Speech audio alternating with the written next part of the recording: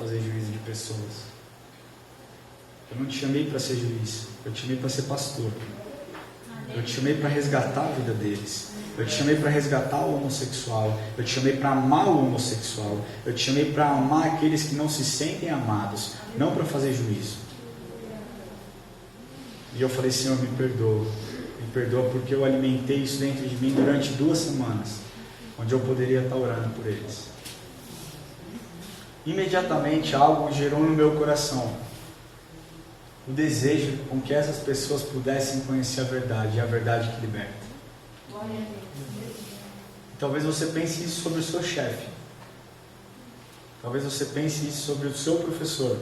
Talvez você pense isso sobre as pessoas que estão à sua volta e fazendo bullying com você. Mas a forma como você tem que responder para todas essas pessoas é através do amor.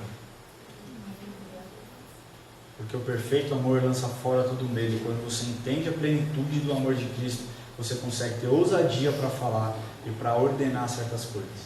Amém?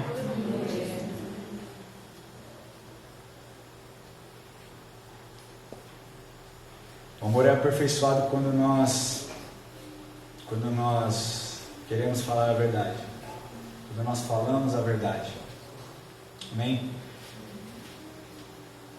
Quem ama protege e não estimula a fazer coisas erradas. E aí eu falo a respeito de amizades.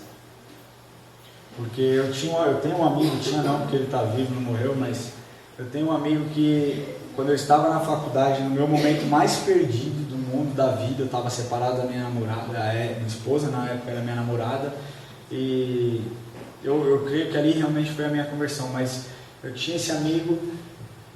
E esse amigo era muito doido, ele fazia coisa muito maluca e eu queria fazer com ele.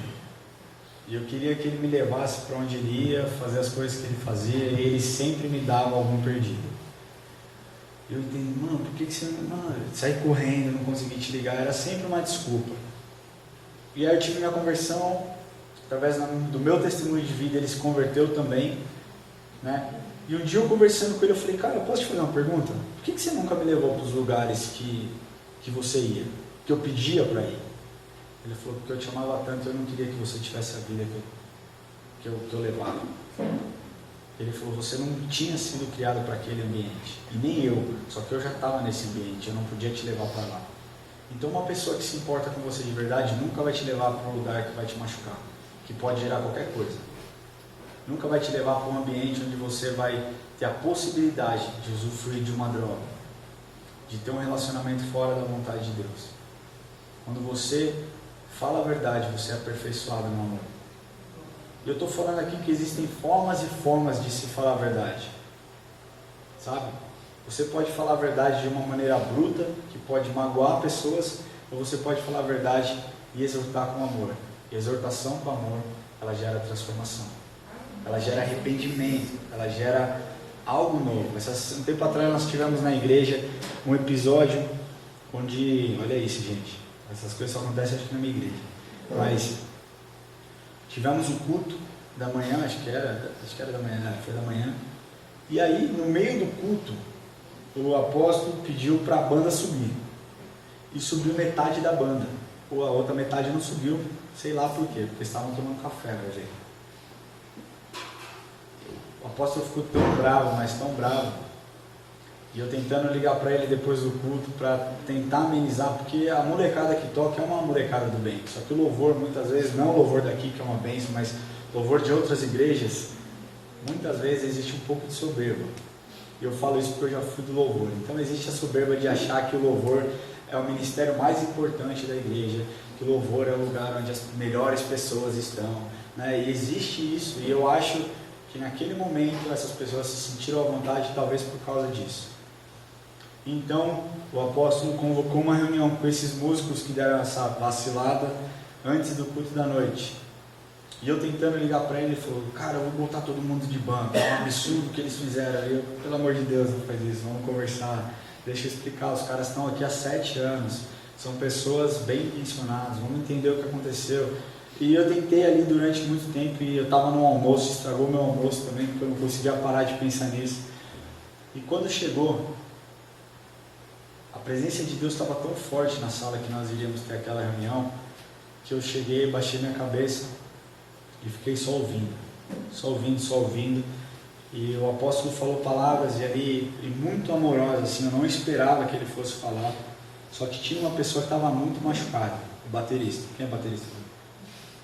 Baterista é complicado, a gente faz barulho, né? Fala isso pra ele. Hã? Fala isso pra ele. Eu era baterista, então não sei como funciona. Mas o baterista estava muito machucado e ele falou assim, não, tudo bem, só que assim, eu não quero mais, eu não vou mais tocar, eu prefiro sair.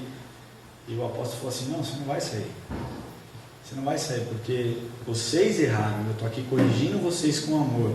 E se você não aceitar o amor que eu estou te dando através dessa correção, você nunca vai progredir na sua vida. E o baterista começou a chorar, ele falou, Ednei é o baterista, ele falou, o conserto passa pelo arrependimento, e o arrependimento gera transformação e união. Se você sair daqui da forma como você entrou, quer dizer que você não se arrependeu, e quer dizer que você não vai ser transformado, e eu não quero isso para a sua vida.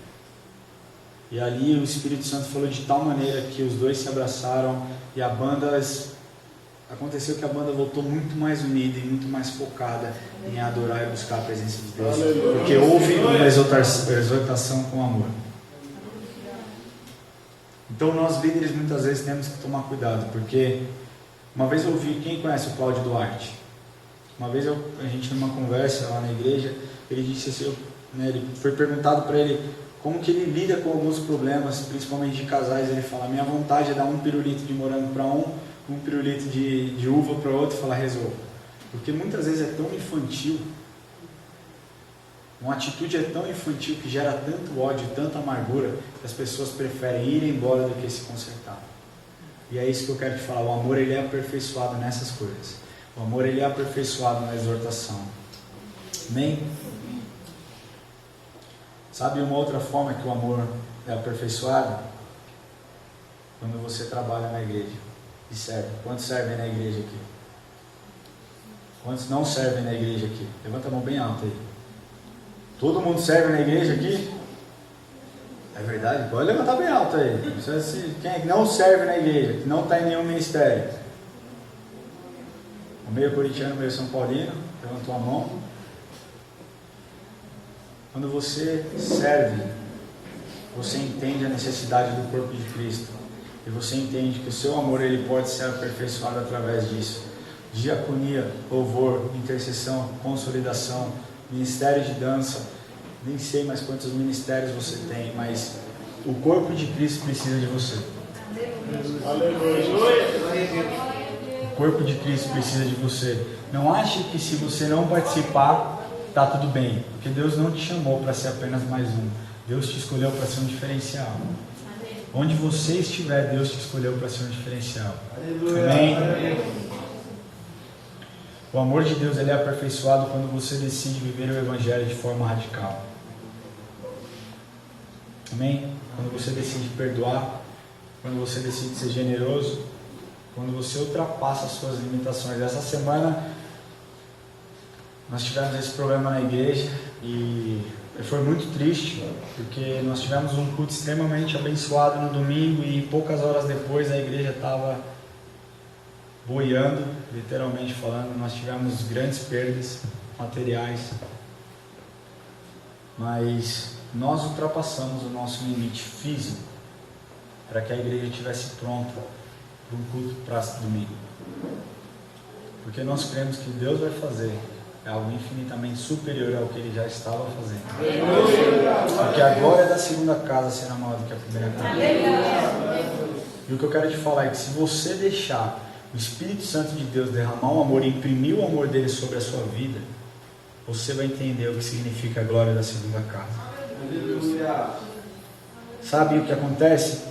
É que pessoas colocam tantos rótulos nas nossas vidas, mas tantos rótulos,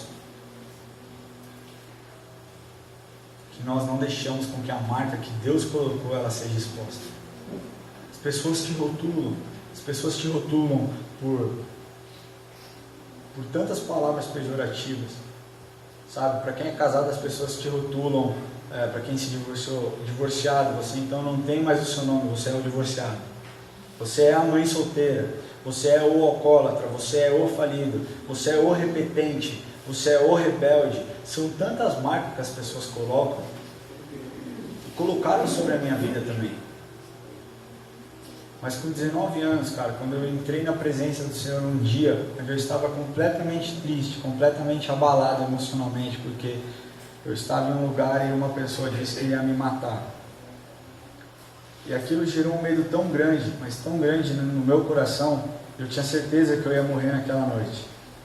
E eu saí correndo para minha casa, me levaram dirigindo, me tiraram de onde eu estava, me levaram até a minha casa, e eu entrei na minha casa e eu chorei. Eu chorei como eu nunca tinha chorado. Eu falei: Jesus, se o Senhor existe, eu não quero ter uma experiência pelo que os meus pais viveram. Eu quero ter uma experiência pessoal com o Senhor.